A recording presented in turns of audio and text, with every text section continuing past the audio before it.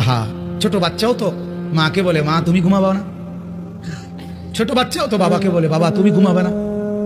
আমরাও তো কোনোদিন বলি নাই মাওলাকে মাওলা সারাদিনের এত ব্যস্ততার পরে আপনি ঘুমাবেন না।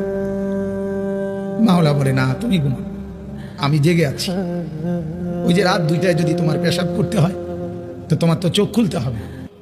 আমি যদি ঘুমায় যাই বান্দা তোমার চোখ মেলে দিবে কে?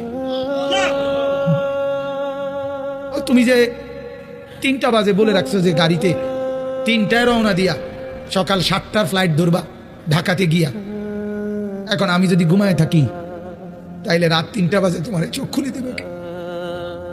এই জন্য বান্দা আমি ঘুমাই না, আমি ঘুমাই না, তুমি ঘুমাও, আমি তোমাকে পাহারা দিই। আলাম ইয়ালাম বিআন্নাল্লাহ ইয়ারা, আল্লাহ বলে বান্দা জানো আমি সারাক্ষণ তোমাকে চেয়ে থাকি, কখন জানি আমার বান্দার কি লাগে।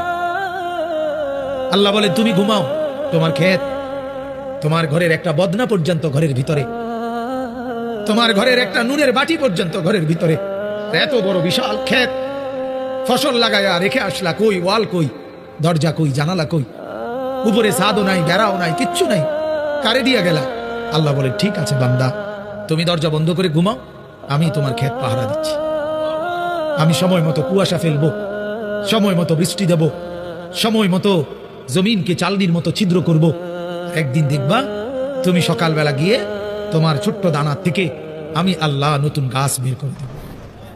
কয়দিন পরে দেখবা সবুজ গাছ বড় হয়ে গেছে, এর কয়দিন পরে দেখবা হলুদ হইয়া পাইকা গেছে, এর কয়দিন পরে কাইটা ঘরে নিয়ে আসবা, আর তোমার ঘরে তখন আনন্দ, নতুন ফসল তোলার আনন্দ।